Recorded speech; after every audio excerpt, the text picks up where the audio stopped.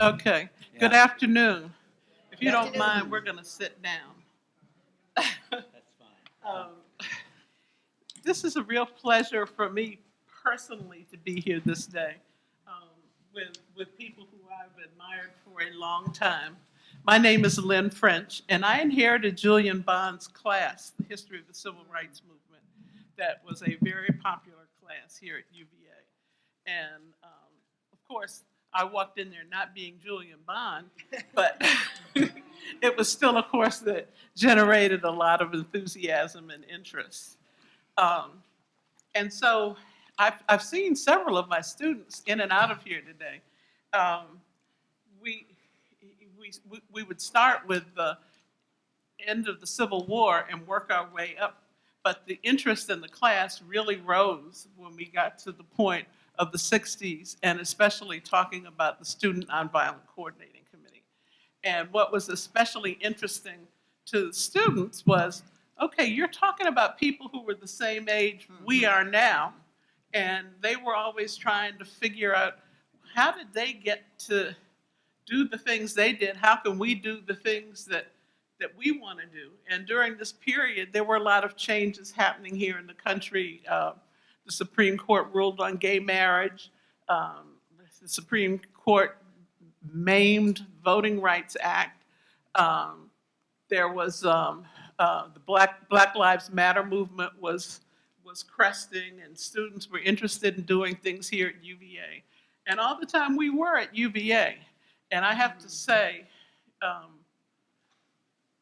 an alumna of UVA. I graduated from law school in '79. When I came here in the '70s, I would have thought you were delusional if you had told me that we would see a day when it would be announced that there's a Julian Bond chair in the history department. That's really something. That is really an accomplishment. And my hat's off to the two of you especially who made that happen. Yeah, it's really something. And so one of the things that we would talk about in that course was how the Commonwealth of Virginia was sort of a leadership point in the old Confederacy and in the Old South, and specialized in ways of limiting opportunities for African Americans, and doing it in a way where other places, perhaps the governor would stand in the schoolhouse door and say, "Over my dead body."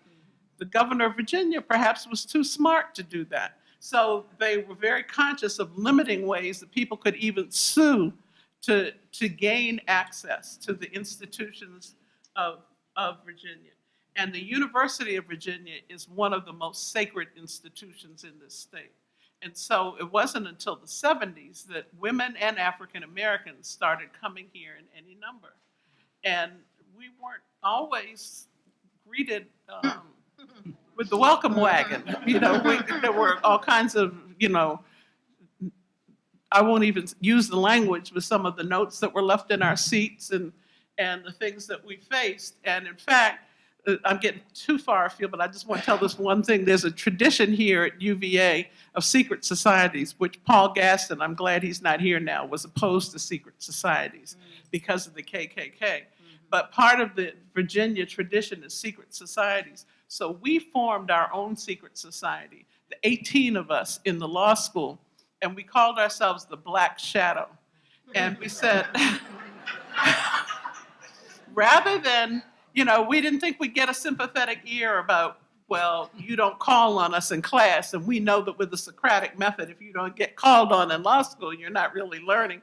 We just put our noses, we said we're going to put our noses down and work hard, but when we leave here, we're going to leave a leader in every organization in this school. We just had a whole list of things that we were going to do, reach out to undergraduates and all of that. And we accomplished those things. And to this day, I don't know that the people at the law school even knew about the Black Shadow, because that's the whole point of the secret society. So this is especially a great occasion for me. I had no idea when I accepted the invitation that the chair would be announced today. It's just wonderful. So in this class, the students were especially interested in hearing about these young people who just changed things. after weeks of hearing about the horrors of the postbellum South and why people left in the Great Migration and why people were fleeing from the South, they would always say, well, what was different? What made these young people feel that they could change things? You had generations of African Americans in the South, which is where we started out all being from, who were taught generation to generation. If a white person's coming down the street, you step off the sidewalk. If somebody says something to you, you're yes ma'am, no ma'am. Don't make eye contact. Don't, all the do's and don'ts. And all of a sudden they would want to know what made these young people have the courage to say, we just don't respect this. We're going to change it. And so I hear that in what was being said earlier about Julian saying that SNCC people were ordinary people doing extraordinary things, but I have to take issue with that because I believe that people who were in SNCC were extraordinary people. I think that they were all leaders. I admire the way that they worked collectively, not so much in individual star power, but in the collective interest. You don't see that very often in organizations. The dedication that people had to what they were doing. Young people would say to me, well, how do you get funding to do something like that? It's like, funding? Well, people got paid, what, $5 a week? $9.64. After. But that's, I think, what we're going to talk about. Exactly. That's right. And so I just want to make that statement that I think that they are very extraordinary people. I think we were having a lively discussion about this over lunch. I think that although perhaps many people's parents were disappointed when they dropped out of school and said, I'm going to stay in Albany, Georgia, or Mississippi, or wherever they landed, Lowndes County. But at the same time, I think that they were the people who their parents raised them to be. They were the children of people who had gone through World War II, had seen the military integrated. All of a sudden, there was a GI Bill. And although people may not have been coming from the lap of luxury, all of a sudden, people had parents who were teaching them to pursue a dream. They just didn't know what that dream was going to be that their children were pursuing. They thought they would become respectable people. They didn't realize they were going to change this country. And so with that, I want to start off. Debbie says we have a tradition here of not going through lengthy introductions, but I want to start off with Charlie Cobb because he was the field secretary for SNCC, and he told a great story over lunch that I hope he'll tell again about Larry Guillotte hijacking him and forcing him into staying in Mississippi. I hadn't planned to tell that story, but I'll try and integrate it into my remarks. I had a little bit of trouble trying to figure out where to start this discussion because there were so many potential starting points. And because we're talking about and remembering Julian, I thought I would start with some verse from Julian. Now, it's difficult to imagine a grown-up civil rights leader in 1960, someone our parents or grandparents' age, voicing something like this. Look at that gal, shake that thing. We can't all be Martin Luther King. Now, this is a young voice, and Julian Bond is the young voice we are hearing. He wrote that in 1960. And setting aside the fact that we hear a male voice lasciviously eyeing someone of the opposite sex, the deeper meaning of this couplet reflects an important change defining his and my generation. We can't all be Martin Luther King. It's perhaps worth briefly noting before going further that Julian once wanted to be a stand-up comedian. And with another important figure in SNCC, Connie Curry, even enrolled in a comedy school for a time. Students of his here at this university have almost certainly encountered his wry humor. But getting back to my main point, it is unfortunate that mid-20th century civil rights struggle has come to be largely defined by mass protest in public spaces led by charismatic leaders. And almost certainly Martin Luther King is the great symbol of this. And in making this comment, let me stress that I'm not attacking Dr. King, who in many ways, in many respects, was a man I admired. However, the young people who spilled into the Southern Freedom Movement, creating SNCC and expanding CORE, the Congress of Racial Equality, changed the dynamic of civil rights struggle by making a commitment to community organizing at the grassroots in the Black Belt South. And it was struggle at this level that actually powered the movement. There is a straight line, for example, between the grassroots organizing that led to the creation of the Mississippi Freedom Democratic Party and the election of Barack Obama to the presidency of the United States. And Tim Jenkins here can perhaps tell you, if he's so inclined, how student protests in Atlanta got John Kennedy elected in 1960. I do not have enough time to even begin elaborating on all of the dimensions of this organizing tradition. But it's important to note here that community organizing around ideas of freedom is a very old tradition in America's Black communities. Enslaved Africans, after all, were not marching in protest on auction blocks, nor sitting in plantation manor dining room tables, in plantation manor dining rooms seeking a seat at Massa's table. No, they were organizing something, escapes, revolts, sabotage, even assassinations. They were also communicating in various ways the ideas of rebellion and resistance. The kind of role Julian played as SNCC communications director began long before SNCC or even the 20th century. However, whether we start with resistance and revolts by African people in the 17th, 18th, or 19th centuries, or with mid-20th century struggle, key to understanding Black struggle are the challenges Black people made to one another within the Black community. This aspect of the movement is often overlooked. Like most journalists, I'm always walking around with a few stories in my pocket. So here's one that immediately comes to mind that Julian liked to tell, explaining his first involvement with the movement. The sit-ins had just erupted in Greensboro, North Carolina, February 1, 1960.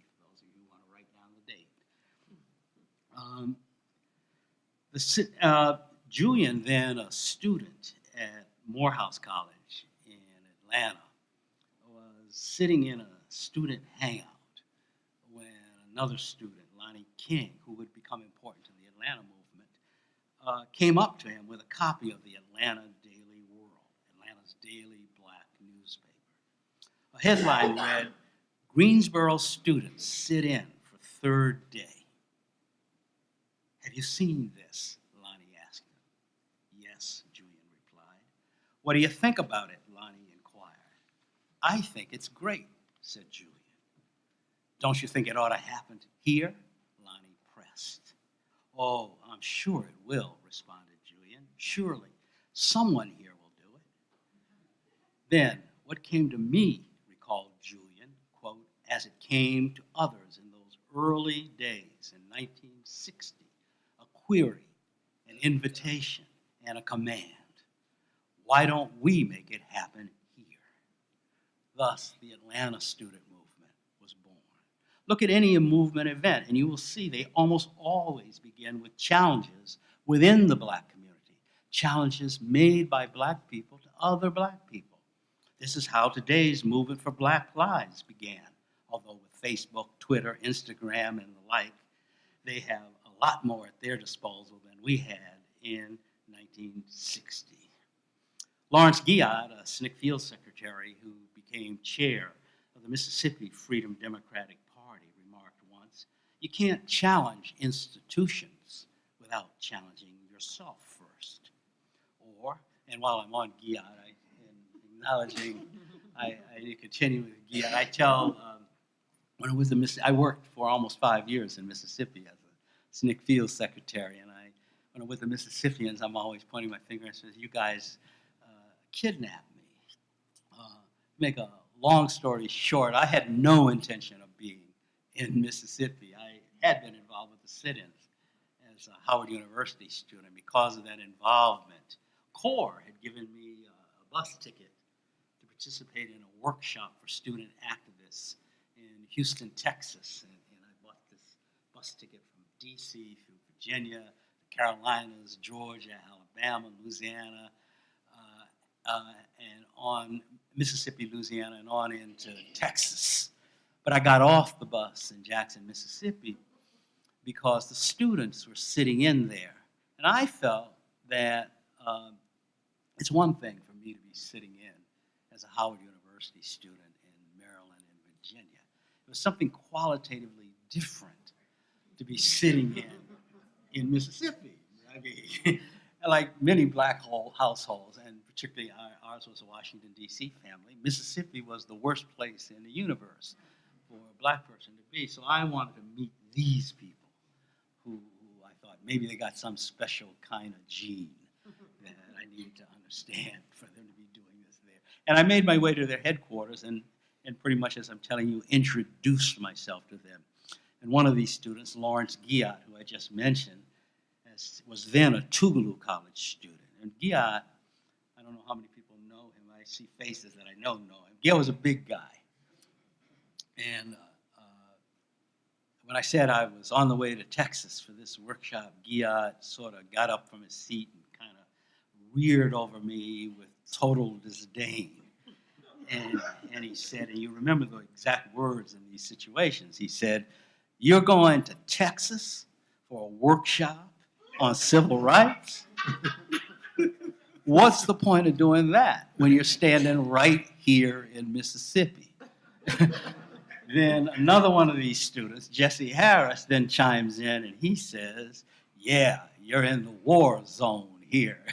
And they were getting ready to go up to the Delta to begin the 6 voter registration project in Greenwood. And to compress the story, I decided, well, it's summertime. I'm out of school. I can just go on up there with them. And I didn't know that, once you do that, once you get to working in these places, you can't just say in September, well, classes are about to start.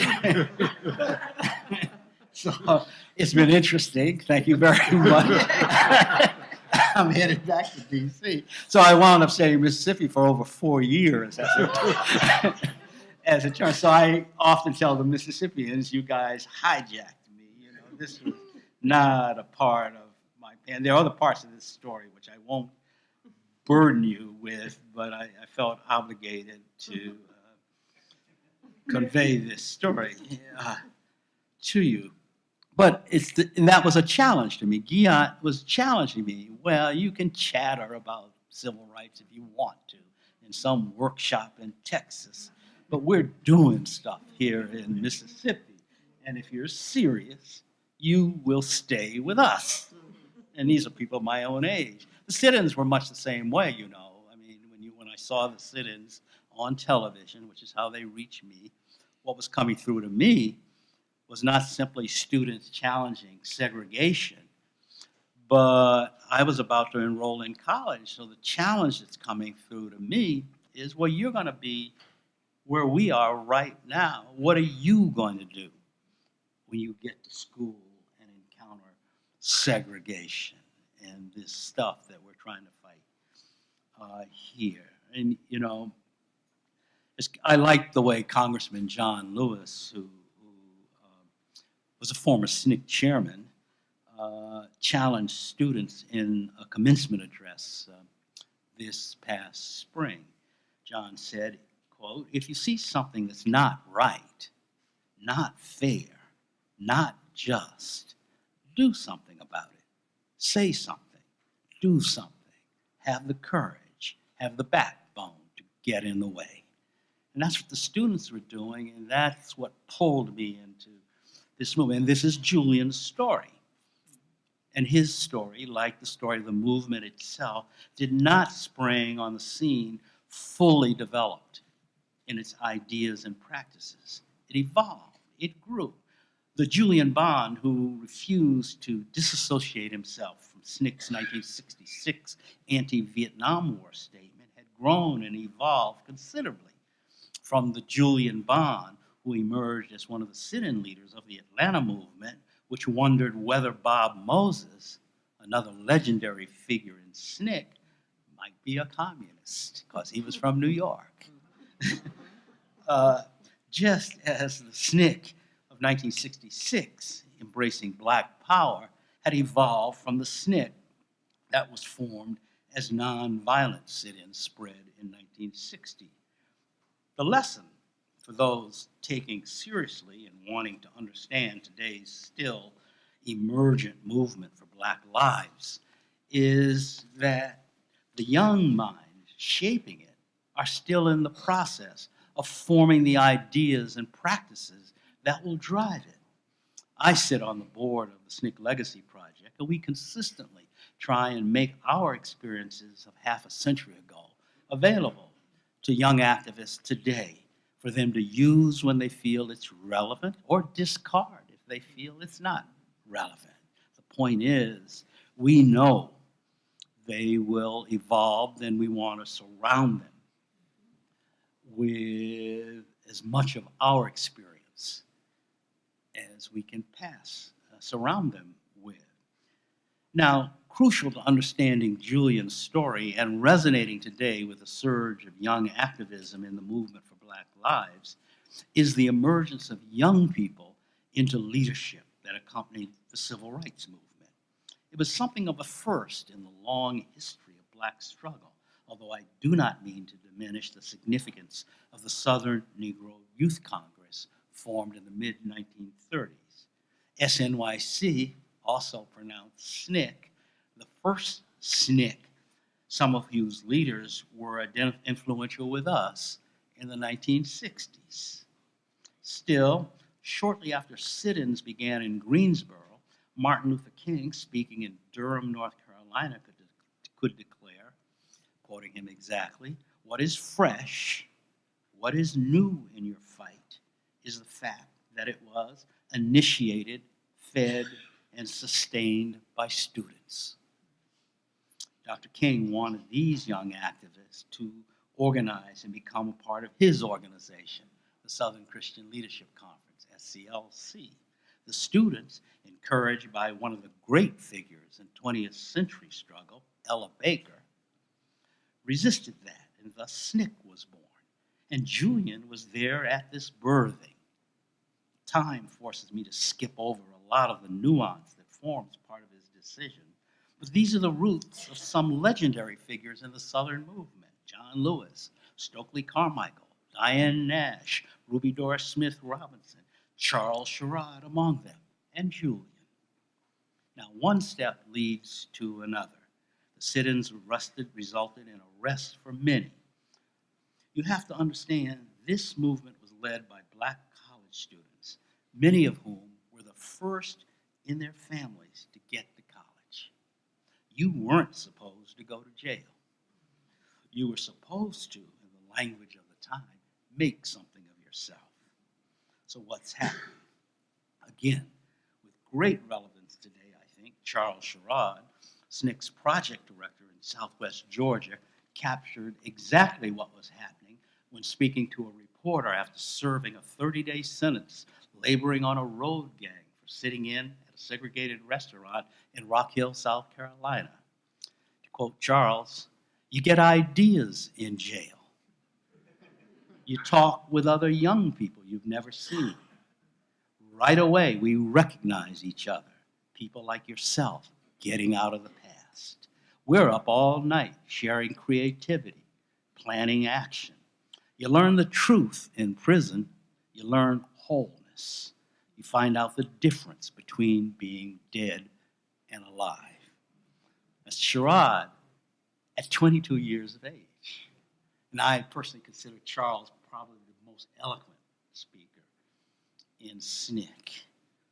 And you almost had to be young to think like that.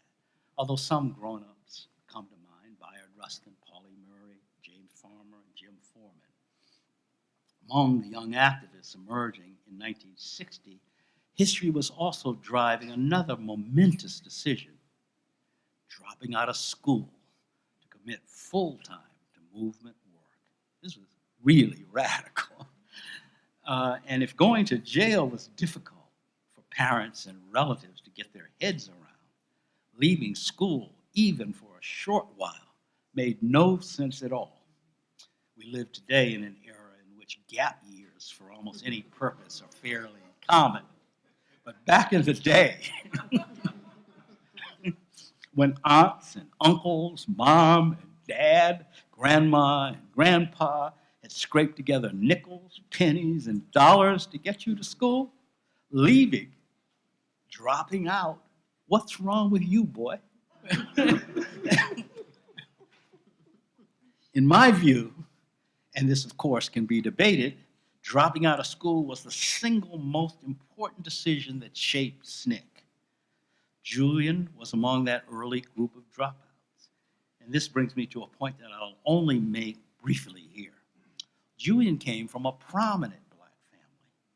The backgrounds of those who left school to become part of SNCC's expanding work seems to have cut through traditional distinctions of class. Exploring this is worthy of another symposium, I might say.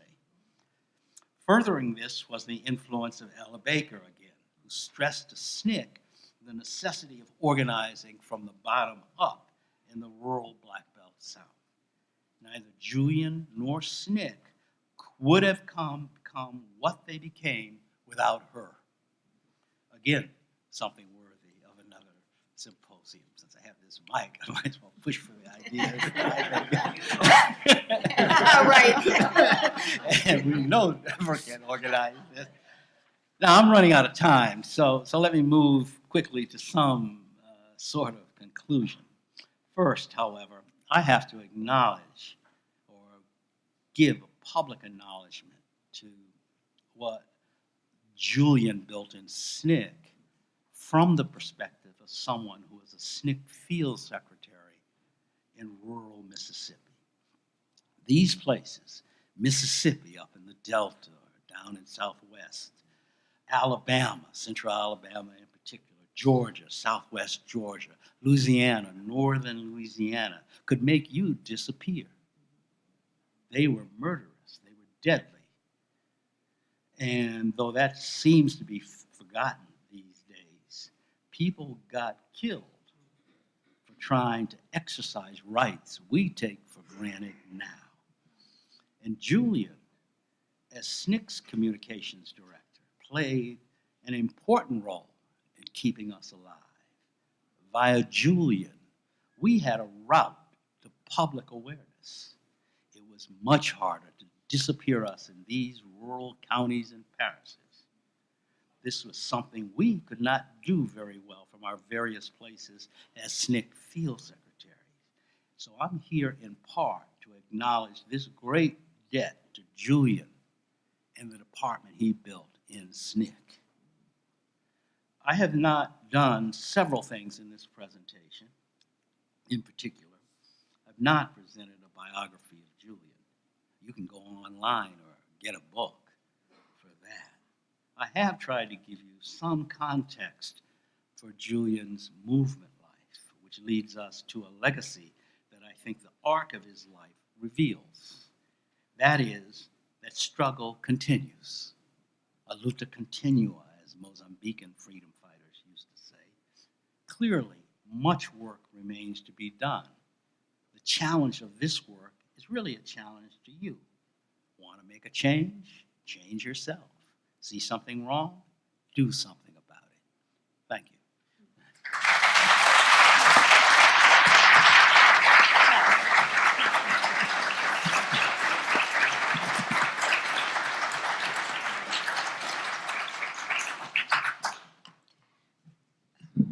Now, I'm short. It's amazing to me. Everything seems so high up. Okay.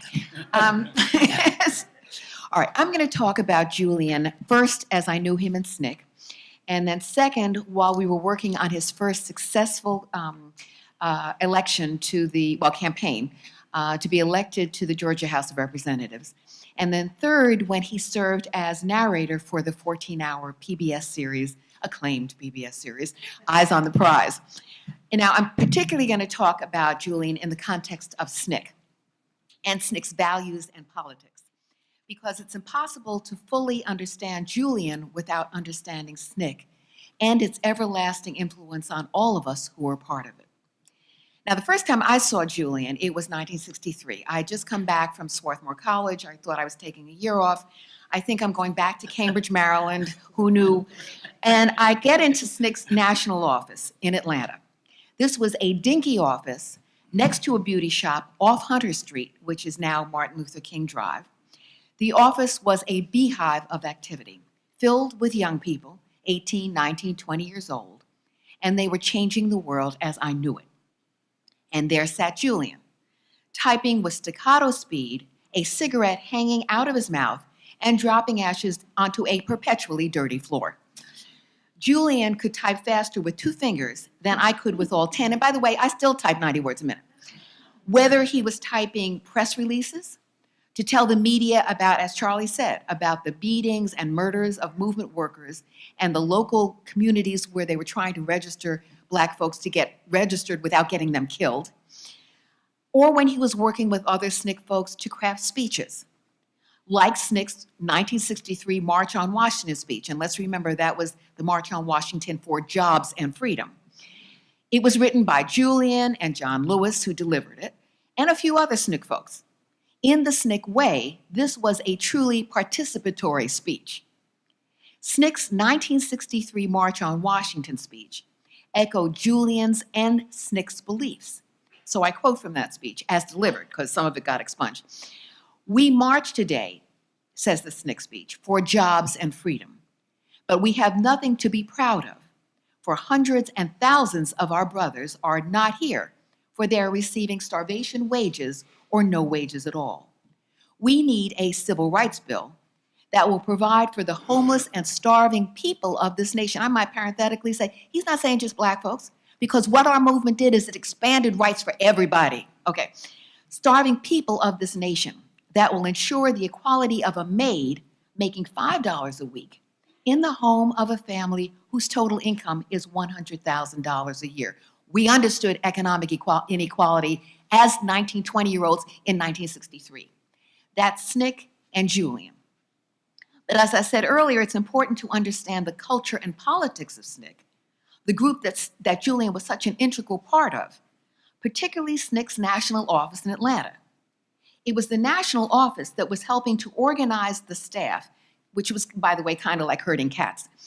And because all of these people thought they were leaders in their own communities. They had been leaders on their campuses, and it was really hard to try and, but we managed it. Okay, and so, and also coordinating the SNCC entities.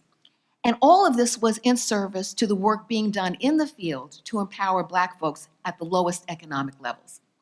So when I come into that Atlanta office, I see not only Julian and the communications office that he headed, but the other workers as well. So there was Ruby Doris Smith Robinson, the office manager, who'd come off Spelman's campus to join the Freedom Rides, who had done 45 days in Mississippi's dreaded Parchman Prison and 30 days in the Jail No Bail campaign in Rock Hill, South Carolina, that someone mentioned in the panel this morning. And that was a community effort that SNCC was going to work with, because we had not started that. Ruby Doris ran that office with an iron hand and did not suffer fools gladly. She was also very close to the folks in the field. There was Jack Minnis, crusty old white guy who smoked like a fiend and could get research from a stone. And this is before the internet and Google. He is the person who, for 1964 Freedom Summer, put together our chronology of violence and intimidation. And this is, by the way, a copy of it. Chronology of Violence and Intimidation, Mississippi since 1961.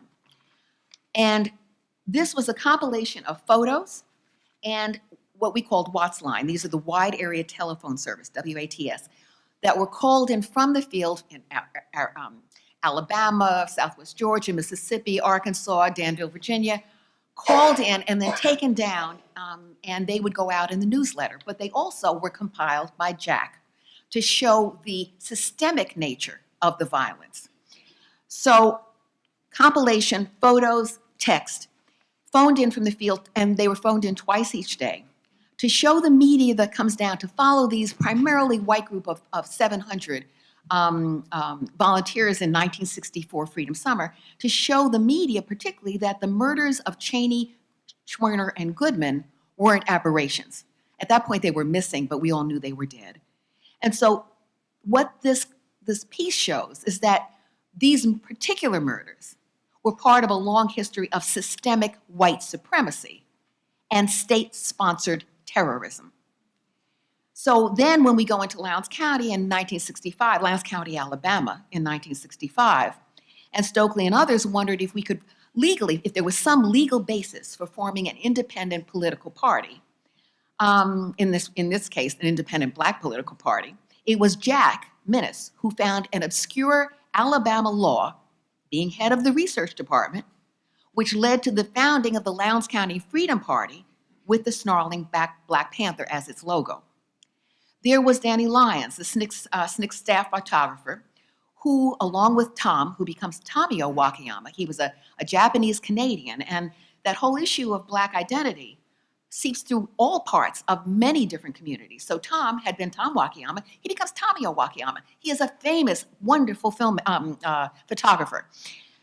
So he and Danny and others are taking photos that graphically depicted the violence and intimidation revealed in this chronology. There was our Northern support staff, Dinky Romley, Betty Garman, and others, who helped organize the Friends of SNCC and Campus Friends of SNCC, offices all over the country. It was folks in Friends of SNCC in Chicago, New York, Philadelphia, whom we called in the middle of the night to tell them about local activists and staff getting jailed, beaten, or shot, or a church getting burned that had just had a mass rally. So these folks in the North or the West, wherever they were, could then contact their local media or call the FBI, just for the record, because the FBI was, upgraded local sheriffs, so they didn't care. They wanted us dead too. Or the sheriff's home, the local sheriff's home, to show the sheriff, somebody outside your community knows that you have just done this, that you have so-and-so in jail, and we are going to begin calling the media where we are, in Philadelphia, Chicago, whatever. SNCC's northern-based campus Friends of SNCC at UC Berkeley, Oberlin, Michigan State, distributed SNCC's newsletter, The Student Voice. And that newsletter, again, coming out of Julian's communications department, it is done to viscerally connect students to our organizing work. As young people, we were really developing this amazing national support network. There was Bobby Yancey in fundraising. She later becomes number 2 at the Schomburg. But at this point, she's doing fundraising for SNCC. And she and one particular instance I remember, she and the comedian Dick Gregory's wife Lillian bought stock in Toddle House, which was a Southern restaurant chain that refused to desegregate. And we were often trying to sit in there, in their Atlanta group. And so they bought stock in Toddle House so that they, Bobby Yancey and Lillian Gregory, could raise their voices during a stockholders meeting. Now, that's coming out of, by the way, research. Okay. Then there was Jim Foreman, our amazing executive director. And by the way, I should mention, that's one of the many instances where you see SNCC understanding the importance of economic power. So Jim Foreman, he is constantly recruiting and structuring the office, and like a kind of a circus master in a 5-ring circus, he is trying to keep it all functioning and all, again, in service to the work in the field. It was Foreman who'd recruited Minnis to head research, who had asked Dottie Zellner to write the booklet that the panelists this morning talked about Danville. Well, that pamphlet gets written because Jim Foreman finds out that Dottie Zellner is not only can she type, but she can write. So he says, oh, you just got beat over the head in Danville, write the leaflet. Okay, so she writes the lead. Okay. And he also then recruits Julian to be SNCC's director of communications after Julian left Morehouse to become a reporter for the new Black newspaper, the Atlanta Inquirer. Now, the Inquirer in Atlanta was established in 1960 by a local Black businessman to counter the conservative slant of Atlanta's other Black newspaper, the Atlanta Daily World. So the Progressive Inquirer also provided a voice for the activist Atlanta student movement. Julian was perfectly suited to be SNCC's director of communications. He was smart as hell. I mean, we all know that. And after he passed, I realized all the other things he'd done that I didn't know about. He was funny, he was aware of the world. I mean, this is a man who, while his father was head of Lincoln University, had met Paul Robeson and W.B. Du Bois and a young Kwame Nkrumah. So he had this worldwide view of things.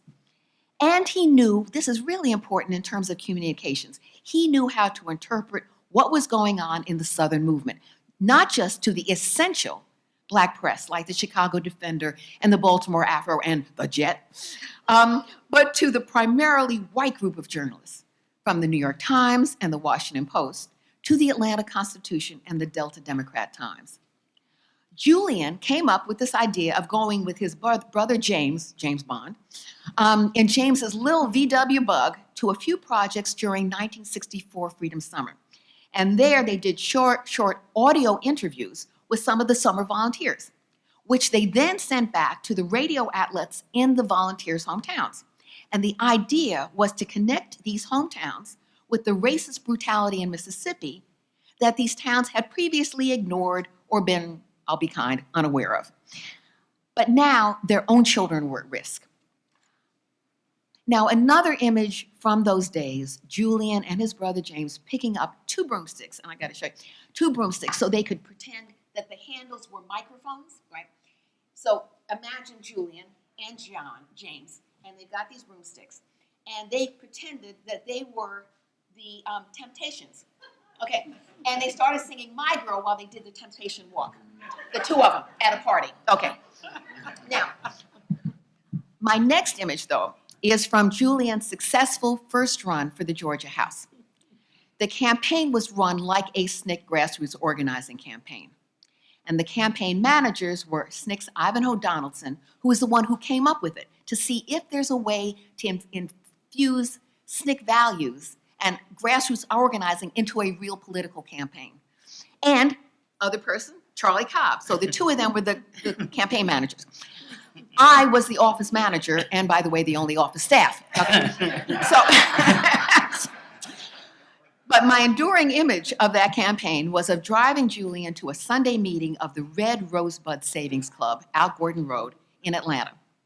When Julian entered that small apartment, the faces of actually 8 to 10 elderly, low-income Black ladies just lit up and registered such pride at Julian's intelligence and his demeanor.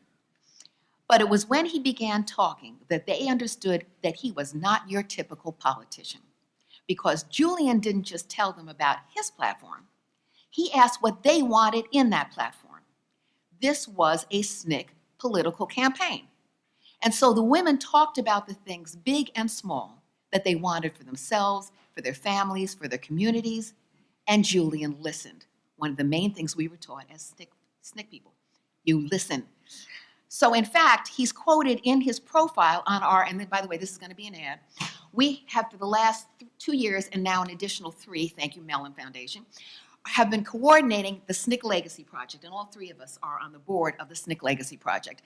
And the SNCC Legacy Project has been working with Duke University on a number of projects. One of them is the SNCC Lakeside and website, which Charlie has been integral to. I did a couple of things on it, and we're part of the editorial committee. It is amazing. It now has about 165 profiles. But it's interactive. It has timelines. It has a few movies. There's a movie on Miss Baker, pulling together segments from SNCC people talking about it. You can find a lot about who SNCC was, what we did, and why we did it. And so among the profiles is Julian's. And by the way, I didn't give you the web URL is www.onevotesncc.org, onevotesnic.org. This is a card. Okay. No, okay. I was about to say something else, but it's too much. Okay, so so you will see in that something that Julian says. And he talks about, he's quoted in his profile on this SNCC website as saying, quote, literally 100,000 literally 100% of the people, he says, I canvassed had never had anyone come to their house, sit down, and seriously talk to them about their community. The profile continues. Bond took the community's feedback seriously and developed a platform that focused on increasing the minimum wage, ending literacy tests, and repealing the right to work laws, which is, of course, always a concern in the South. So that's the end of that piece from his profile. And when Julian was initially denied his seat because he supported SNCC's anti-Vietnam War statement, as Charlie said, he showed the kind of principled stand that he never, ever gave up for anything or anyone. Where Julian went, the politics and culture of SNCC went. The last image I'll mention comes from his work as narrator on Eyes on the Prize. Now, I was on this production staff for the full 14 hours and for an earlier incarnation when it had another title, and I won't go into that because that's another story. But Julian was also present in that earlier incarnation. And someone is doing a book on Black Side and Henry Hampton, the founder of Black Side. And so 2 days ago, I got a photo of Julian. And this is Julian in front of the store that Milam and Bryant had. That Milam and Bryant are the two murderers of 14-year-old Emmett Till in 1955. So this is a photo of him. You can see the camera over here. So we're doing that then, and by the way, we had, in the early version, he was going to be on camera, by the way. He was going to be on camera. We had him I remember furiously doing the narration and holding the cards, and he'd be looking at them, and he was an incredible reader. I mean, he could just, okay, so we all know that. All right, so on that 14-hour series it actually gets done, Julian's mellifluous voice carries the narration of the films to another level. And there are many stories from Eyes and from that earlier incarnation. And these stories are often funny because, as we all know, he had a wicked sense of humor, right? So this is just one of them. In 1985-86, he and I are sitting in a production screening of an early cut of the Selma to Montgomery segment of Eyes on the Prize. And now, Black Side, Inc., the Boston-based production company that produced that series, and that was founded by and headed by Henry Hampton, operated on a shoestring. It had no money. So the production screenings of early cuts had to be held at a community screening facility. So now we're sitting in this thing at Boston Film and Video, and this old projector, because we shot film on that first 6 hours, the projector suddenly breaks down, and folks rush to try to fix it. So Callie Crossley, Black producer of that segment from Memphis, along with Jim DeVinny, she runs to me when it shuts down, and she says, with real panic on her face, she says, "Sing a freedom song." Okay. Now, no, you laugh. I don't sing. Okay. So, and I'm not even talking, I don't sing like Rutha Harris or Bernice Ronson, John Reagan. I mean, I don't sing. But I go over to Julian and I say, we need to sing a freedom song. And of course, as many of you know, Julian didn't sing either. But he didn't care because he was never proud that way, and he loved a wide range of music, particularly freedom songs and Ray Charles and Motown. And by the way, I hope that Taylor talks about the Four Freshmen at some point when he talks. But anyway, so sing we did, and with great energy. This Little Light of Mine, and Ain't Gonna Let No Projector Turn Me Round, you know. And then all the production staff, who by that time knew all the freedom songs since they'd been living with this material for months, as well as the various scholars, the scholar advisors in the room. And you all know, I mean, scholars can be a little stiff, okay? They all joined in, much to their own surprise. So we brought the movement into that space through the power of the songs. Now then the projector was fixed and we continued the screening, but a different kind of spirit was in that room.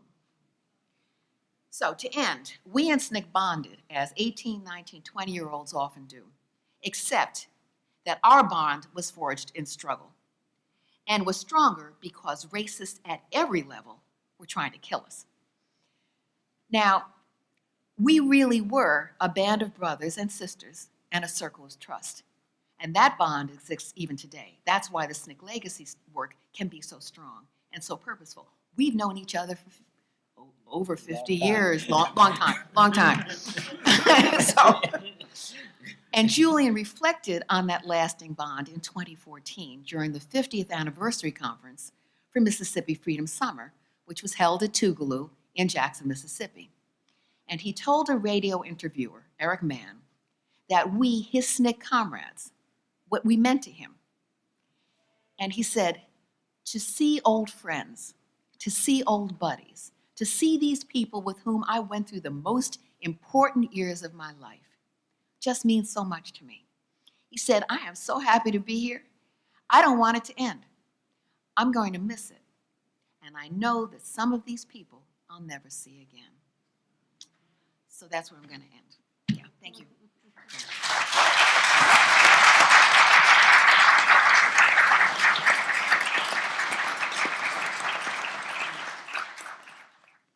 Finally, we got to the essence of SNCC.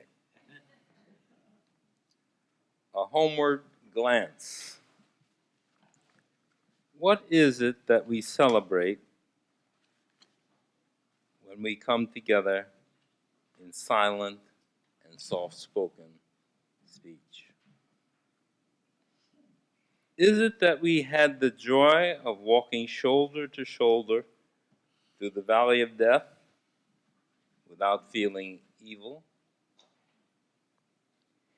Is it the marvel of encountering the flames of great souls in the disguise of peasant circumstances, which lit our path every step of the way?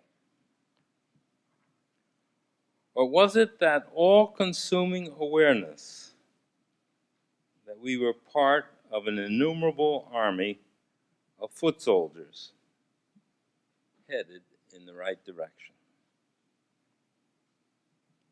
Thankfully, the faces staring at us from the pages of history now are but reassuring reflections of ourselves. They tell us we are right to never give up, never stop singing and shouting, nor dimming our confidence in the meaning of tomorrow. They inspire us to always lean toward the light. Through our great fortune in our youth, our hearts were touched with fire. If you were part of something bigger than yourselves, perhaps when people think of you, hopefully they'll think of that, and that will be legacy enough. It is with solemn joy that we assemble here as spared martyrs to once again tell the story that should never be forgotten. We assemble to remember the bugle call during that many hot summers, which must not be forgotten. Freedom Summer was a unique experience in our history and the nation to reach and grasp that human rights could be won, even if but for a little while. It was a point of collision between our independent destinies and the destiny larger than ourselves. We are now holding on to life with increasingly fragile fingers, but our grip is strong. It's strong because our strength comes from the sky.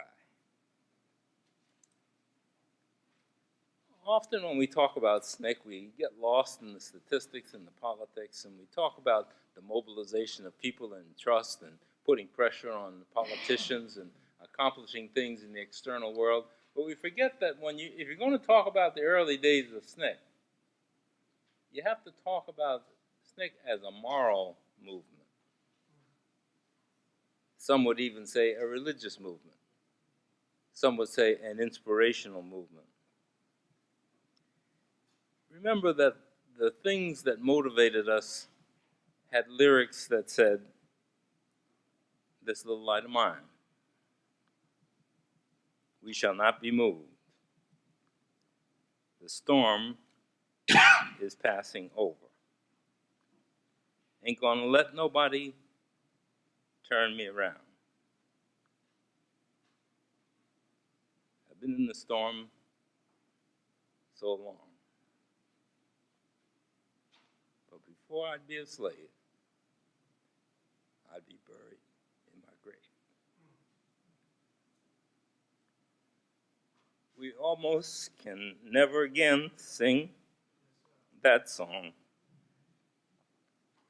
This may be the last time.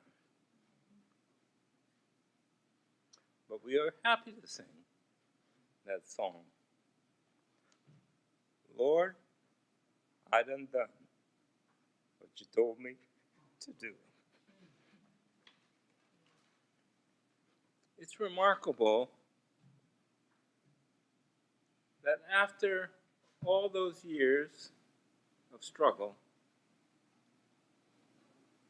when the Democratic Party assembles, the most integrated delegation is from Mississippi.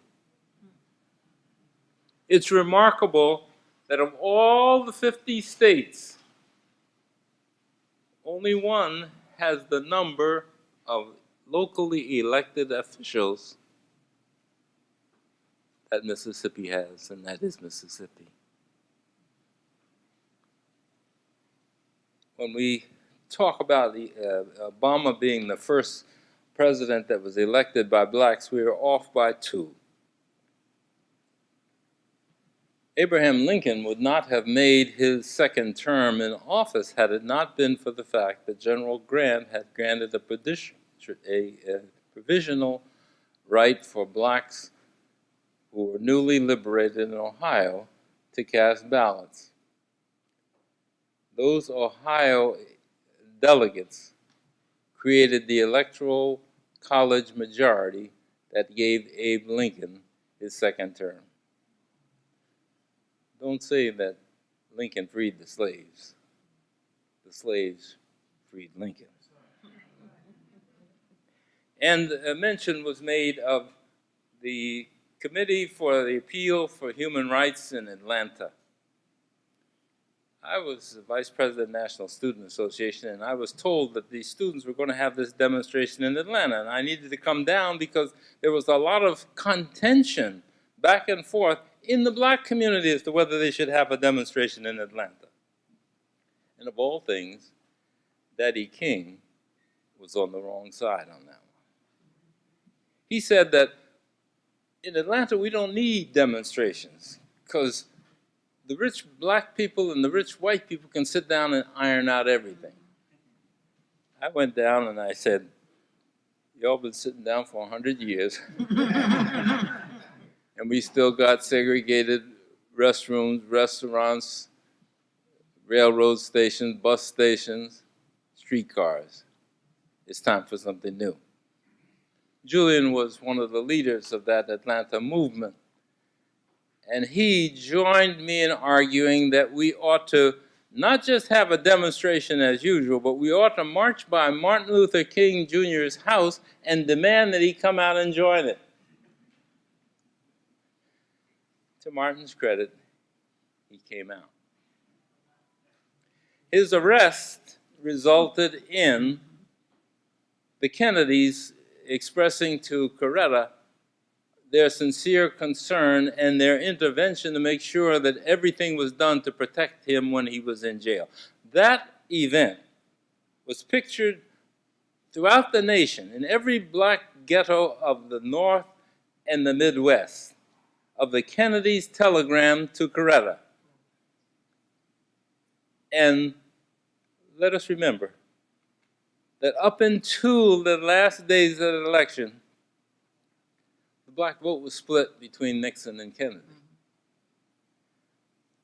But after that event, with the United Packing House Workers, the UAW, and other progressive labor movements, deluging the black community in this expression of concern that the Kennedys had for Dr. King and his wife.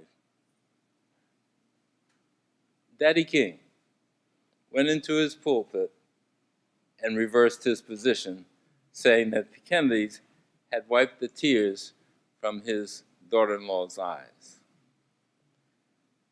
We've elected 3 presidents of the United States. I guess we won't have to do the 4th. The other one has de-elected himself.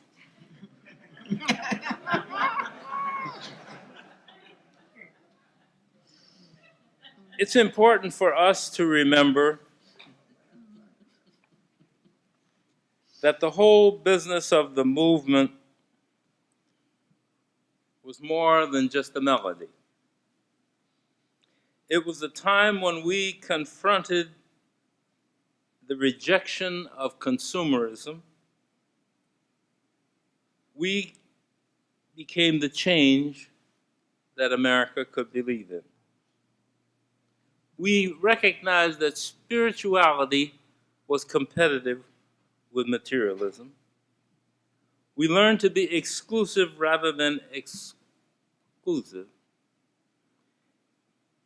And there was never in the history of SNCC a single turncoat or person who betrayed the trust or confidence of SNCC. That is novel in the history of civil rights movements in the nation, if not the world. And when one of us has been attacked, even when one of us has made moral mistakes, they've never been disowned by us. And we have always insisted that once you were a SNCC person, as long as your moral consistency and loyalty was there, SNCC would be with you as well. We taught that you didn't have a right to be trusted, you had to earn the right to be trusted. Would that some of our politicians knew that today.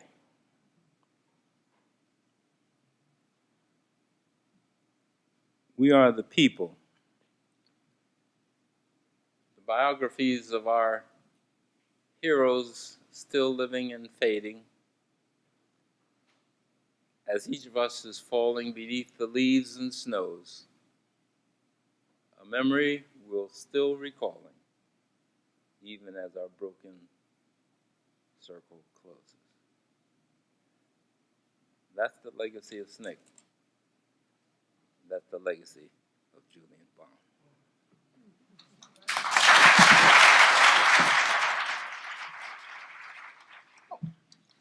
I volunteered to go last, knowing this would be a hard act to follow. And now I see how foolish my volunteer was. So as these folks were talking, I was thinking about this image. I saw an image like this in the research I was doing. I need to, direct myself more to the mic. I was reminded to do this. I'm John Alexander, very glad to be here. And I just jumped right in and I forgot. So in this image, or an image that I saw like it of SNCC volunteers, I heard someone remark, just reflecting on the photograph, that these are the best organizers in the world. And I just have to say it's an honor to be in your presence.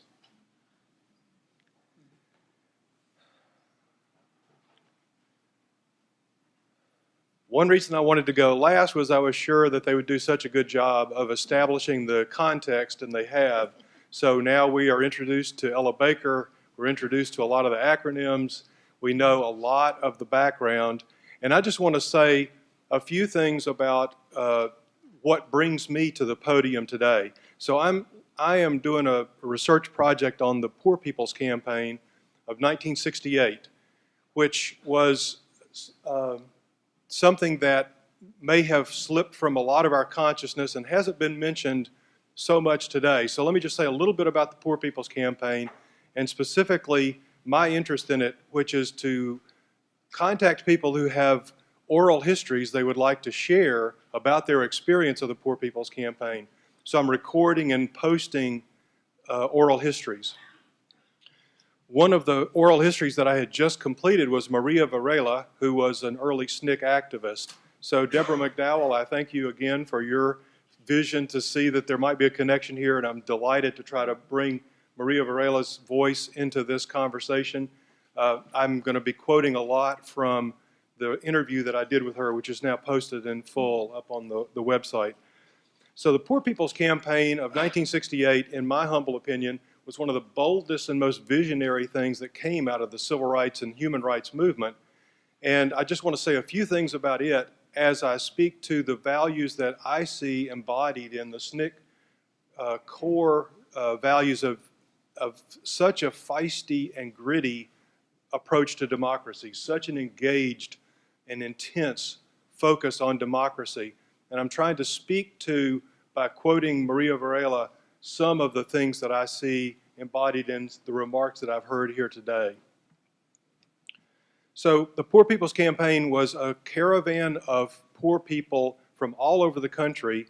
They came in bus, by train, by car, and even a mule train out of Mississippi to get to a place that was, this is the iconic photograph of Resurrection City, a shanty town built on the Constitutional Mall that had, at the peak, 3,000 people in residence in this site alone.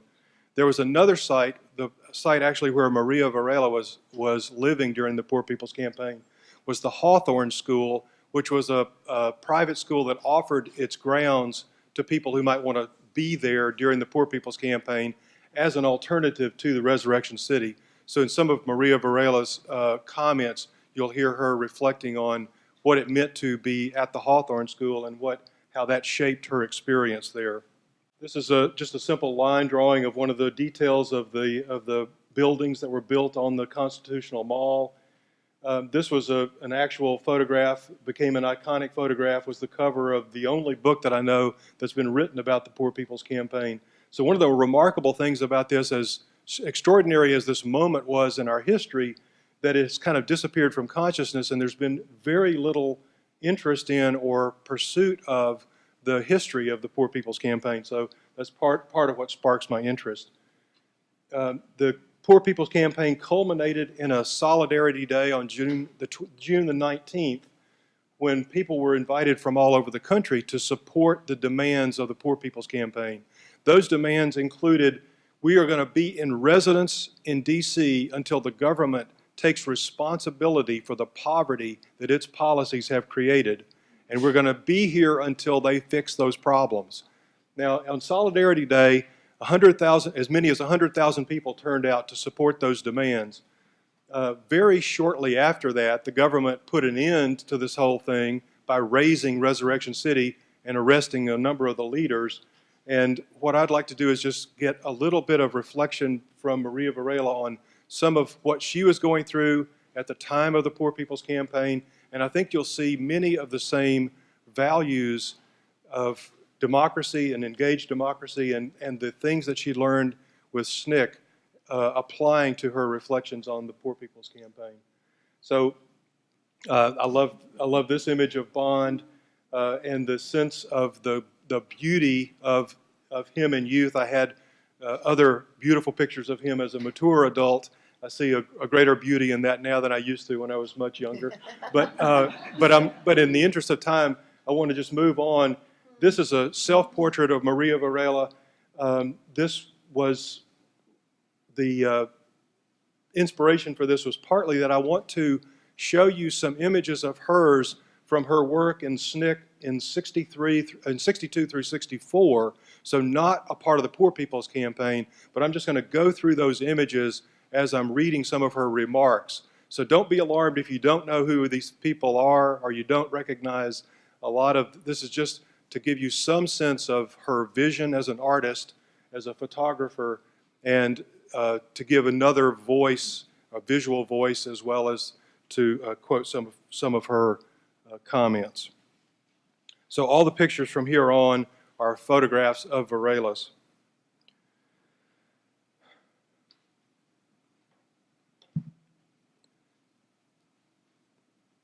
So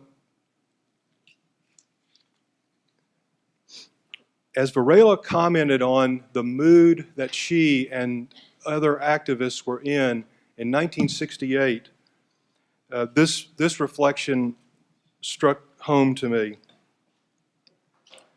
There was a sense of exhaustion. So here I begin the quote. Quote, "And by the time of the Poor People's Campaign in 1968, there had been assassination after assassination that those of us working in the Deep South had to cope with over the decade of the 60s. And then, I remember this clearly, I had a bottom bunk at the Hawthorne School, and when I heard the news that Bobby Kennedy was shot, I said to myself, I'm done. I'm done with the Kennedys. I was no great fan of the Kennedys, but Bobby, he came to Mississippi, and someone was knocking on my door saying, you have to come with us and take photographs of Bobby. He's going to Head Start in Canton, Mississippi. And I said, no, I'm done with the Kennedys. I'm not going. And now I really wish I had. We and SNCC were furious with the Kennedys. Bobby Kennedy filed a RICO charge against Georgia's SNCC project in 62 or 63. The Kennedys were terrible about understanding the civil rights movement initially. They finally came around when they realized how bad the violence against the movement looked globally. They were selling democracy abroad as the better system than communism, while front pages showed dogs and fire hoses turned on movement people. They were trying to manage the Cold War, and in the meantime, the country is erupting around their ears. They did seem to finally get it. But in the meantime, they did terrible things and let J. Edgar Hoover trample all over people's civil rights. But it did appear that Bobby changed after Brother John's assassination, and as he campaigned for president, I felt horrible about Bobby Kennedy's assassination because it just seemed like this was just not going to stop. One of the joys of this project is that it invites someone like Varela, as I interview her, to play to her strengths. And one of those strengths, and I think it's a strength that we see in these distinguished individuals as they've reflected, is reflection itself. So I read about this and I just see evidence of it. Another strength that I think Varela particularly had, and I think you can see it in the ways that Julian Bond has been evoked as we talk about him today, is the deep ability to and deep interest in listening. So I have a quote here from Maria Varela, self-reflection. Quote, "What I'm told, especially by people I knew in SNCC, was that I never said boo at any meeting. I was a sponge. It really intellectually stimulated and spiritually reinforced me. My strength was to support." I think a vital strength of any kind of organizing action is effective listening, and I think she clearly embodied that strength. And this reflection that she had on the Hawthorne School and what it meant to her and her experience of the movement. It's a quote, "It boils down to relationships. It's what Ella Baker taught us years and years ago. If you don't have relationships, you can't break your own stereotypes and your own internal racism or your own prejudices. And we were able to because of the scale at the Hawthorne School. Resurrection City was huge. And while I'm sure that deep relationships were formed where people took care of each other and figured out how to survive in the camp, at Hawthorne School it was different. Because we were there between four walls, more or less, and because the scale was smaller, and scale is everything, we could not only develop these relationships, but also explore, argue, come to consensus about the issues and the strategies. Most importantly, we learned from one another." End quote. And then finally, I'd like to quote her reflections. One of the reasons that I think the Poor People's Campaign is exciting to us today, and should be more exciting maybe than it is so far, is that I think the movement has come back around, and there's a new Poor People's Campaign that's organizing now using exactly the same rhetoric and exactly the same themes as the Poor People's Campaign of 1968. And here we have Maria Varela reflecting on what she sees at this moment about the challenges right before us. Quote, "This is the other thing. Black Lives Matter. Nobody is talking about the brown kids who are shot in East LA or shot in Anaheim, California, or shot in Arizona. We are still afflicted with an ethnocentric black-white vision of what oppression is in this country. And have you noticed how as soon as it's like when Malcolm X started reaching out to other diverse cultures and colors, he was killed after he made that shift. And then the same thing happened as King was attempting to create this multicultural movement. Imagine if Malcolm or King had lived. What would these movements have looked like? I think that's the requirement for this century. We're constrained by ignorance about our other cultures, their resistance movements, what they care about, what they're passionate about right now. But we have to move to the next level of cross-cultural movements." In her voice, what I hear, and I hope you can hear it too, this honest, specific, and even courageous truth that, like many SNCC activists, she tells the truth personally, passionately. This is an important characteristic, I think, of SNCC activists generally. Part of their practice of pure and open democracy, in their engaged and authentic awareness and their determination to move together through hard-won consensus, they committed themselves and prepared themselves to sustain lifelong struggle and to continuously and effectively organize.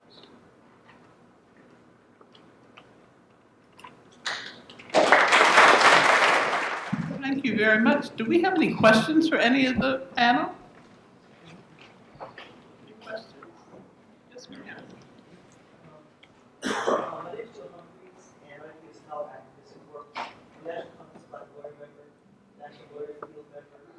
Shout out to Thomas, my colleague, and a Law for Black Lives Leadership Council member. So I literally work intergenerationally. I'm that Generation X. So my question is, because I'm a boundary spanner, that I am often I am often challenged by my colleagues who see themselves either as, G and CBL, Law for Black Lives. And so I literally cut across all of those sectors. And so my question is, for the SNCC activists, I'm very fascinated with the way in which you all established these norms that seem to be able to cultivate and develop people, individuals who can do that type of work. And so as I'm challenged with this myself currently, how do we address some of the silos, right? Like what can I gain or learn from you? How to cultivate that, to continue doing that work myself and teach others to be able to move across these shapeshifters. I think it's a mistake to think that what you're doing is different from what SNCC was doing. The reality is that, when people talk about SNCC died, it didn't die, it morphed. SNCC was absorbed like calcium is absorbed in the blood and becomes part of the bone of the subsequent movement. The peace movement, the environmental movement, the LGBT movement. These are all movements that were the seeds of SNCC. So it's not to be wondered at that the new groups are constantly expanding and diversifying as long as they understand the key element. And that is human value trumps, sorry, that word.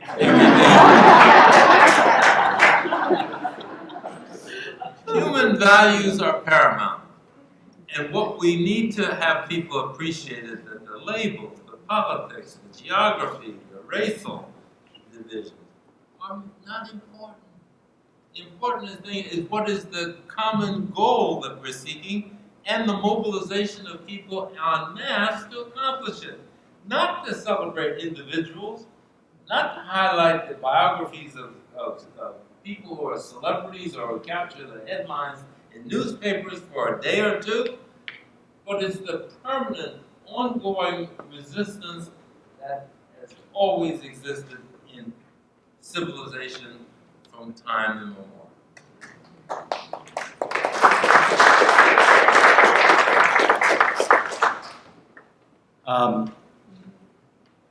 I think in looking at SNCC, there's a mix of practicality and principle.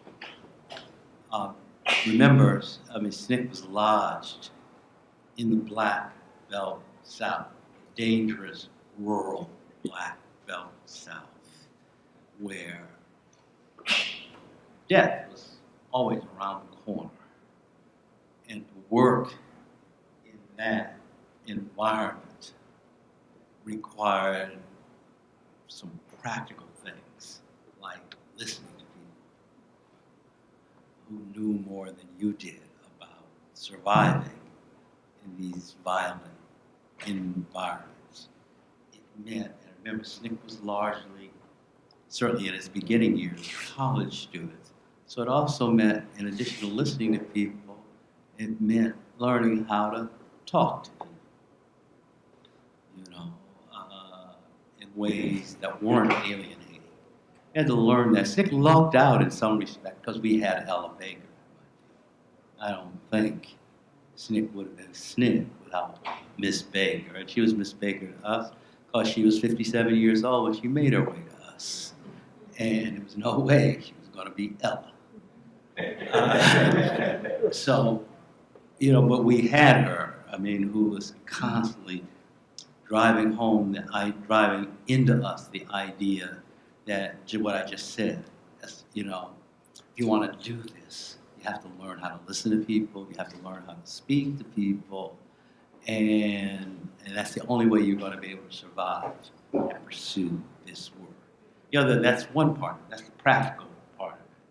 Then there's principle, which Tim spoke of in his remarks. I think values a lot.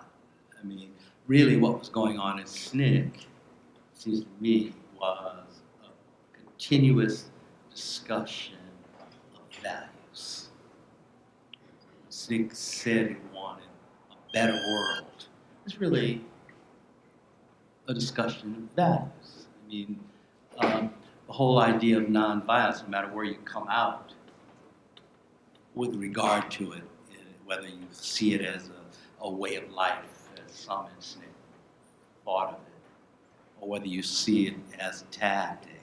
The discussion around nonviolence, which was an important discussion in SNCC, was a discussion of values.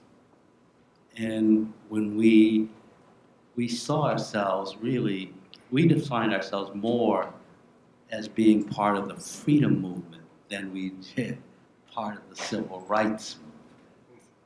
And to say we were part of the freedom movement, again, that's the discussion about what's freedom. Let people speak, Let people have the right to participate in the decision making that affects their lives. That's what the voting struggle was really about. But to say that, what you're raising is a question of that. Who gets to participate meaningfully in the society? Who gets to be a full citizen? Those issues are still with us. But those were all things that I think shaped SNCC's own growth, development, and process. Can I ask a question? Because I'm not sure I totally understood your question, and I think you were also asking how you figure out how to negotiate these various venues in which you operate. Are you asking that question, or am I? Yes, and more specifically, yes. values piece, because that's a lot of times I think that's our value, and then how you apply it in our work practice. Okay. Because I think for a lot of us, when we left, and I say that, I mean, nobody really left SNCC because we're still SNCC, you know. But we took those values wherever we went. I mean, when I go into production, and that was all a fluke, when I'm making Malcolm X Make It Plain, when I'm making us with the team, and again, I'm talking about the team because that's who made it, but it's also, that's what I bring from SNCC. You always recognize the team. It's never you, you know. But you bring all of that into the space that you're in. When Charlie writes, "It's not violence will get you killed," or Emily, you know, when Emily's working on this and uses how do you teach the self-defense in the Southern movement in her pamphlet, and then Charlie's talking about the largest landscape of history and self-defense in the Southern movement as the historical spectrum, all of that is coming from how do you take what you know about SNCC and take it into the field that you're operating in it. You know, when I'm doing teacher training, that's SNCC. You know, when Charlie starts National Association of Black Journalists, that's SNCC, because he brings SNCC. It's like Julian. You bring SNCC into the room with you. So the core of you is coming in wherever you go. A lot of the folks who came in, who were in SNCC, you know, became teachers. They were artists. You know, when Bernice Reagan starts Sweet Honey in the Rock, that's SNCC. She's bringing the values of SNCC wherever she goes. There are no boundaries. It's what you're talking about. I don't do silos because I don't do the foundation speak. But, you know, it is wherever you go, you bring your stuff with you. Yeah.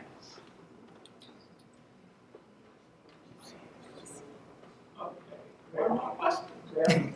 No, there are two more. Yes, she just said. Oh, she just said that. Yeah. My name is Steve Biko Thomas. I'm an organizer and cultural worker. Right? Wait a minute. Did your mother name you Steve Biko? She gave me the nickname Biko. And that's All right. Okay. Just checking. We had a long discussion. Yeah, this is an amazing panel, an amazing discussion. I got to tell you, I'm so inspired and just so moved by the courageousness of all of you. And that's what thank you for sharing your stories with us here today. This week, as you all probably know, also brought on the 50th anniversary of the Black Panther Party. That was acknowledged this week and celebrated this week as well. And It's going to be celebrated this coming weekend. yeah, the 16th May, the 50th anniversary, I believe, and then there's festivities lined up, celebrations lined up, I think, here over the coming week. This coming weekend in Okay. Oakland. Oh, and I'm aware, obviously, that Stokely Carmichael, I believe, left the SNC and eventually joined the Black Panther Party and became someone prominent in their leadership. And I was wondering if any of you could speak to the nature of the relationship between Julian Bond and Stokely Carmichael, specifically, and the relationship between the SNCC and the Black Panther Party during those last 4 years in the 60s in general. You're a little bit in error. Yes, sir. Okay. Stokely didn't leave SNCC to become part of the Black Panther Party. When Stokely became, I forget, Prime Minister or something they had his titles. He was still a part of In Black Panther Party. in the Black Panther Party. He was still a part of SNCC. He was no longer chairman of SNCC, but he was still at that point a part of SNCC. And the same thing is true for Rap Brown, who would also become both chairman of SNCC and then also become part. That was a short-lived relationship between SNCC and the Black Panther Party. That's a complex story that we just don't have time to get into. Now, what happened in that relationship? I mean, there were different kinds of arguments between SNCC and the Panther Party, and then the Panther Party itself was having various kinds of arguments among itself. And that again, that's another symposium. It would be a worthwhile symposium to have, you know, because the Panther story is an interesting story that remains perhaps more inadequately told than SNCC's story. I think you ought to also read Kwame Kure's autobiography, Ready for Revolution, Yes, sir. which he discusses his change of mind and his change of philosophy, but his consistency of spirit. And also, there's a new book about to come out by Robin Spencer, Robyn. It's going to be wonderful, and it's really talking about. It's going to be on Duke University Press. Is that right? Duke Okay, University. yeah, Press. And it's on the Panthers. And I was one of the readers for the manuscript. It's really, really good, and it's about what she does is she talks about the Black Panther Party through the lens of the national office. And what happens, and the cult of personality that really is one of the things that pull it down. So that it's not just COINTELPRO and all of the horribleness that the outside world did. It was also the internal stuff that's going on. And some of that had nothing to do with but all of it is through the lens of the National Party. And she talks a little bit about Stokely and that very brief relationship. But also what's really great, is that she talks about the role of women in that movement. And she had initially started her work with that as the focus. Now that has now become kind of the through line within the piece, within her book. But you really get a sense of how the Panther Party changes over time, why it changes, and it's so readable. It's amazing. So that's something to look for. And I think it's coming out early December of this year. One last thing in response to your question with regard to the relationship between Julian and the Black Panther Party. By the time the Black Panther Party has entered into this relationship with SNCC, Julian has pretty much moved away from SNCC. He's become involved in a political life, partly as a legislator, partly in terms of the anti-Vietnam War. So I don't think, and this again is a short answer to a complicated question, that there was much of a relationship between Julian and the Black Panther Party, although like everybody in the movement, we all kind of knew each other, and were aware of what various people were doing. Okay, thank you. Just really quickly. My name is Gail Jessup White. I'm Community Engagement Officer with Monticello. I just have to say this. You are truly American heroes. Thank you. Thank you. We love you. We love you.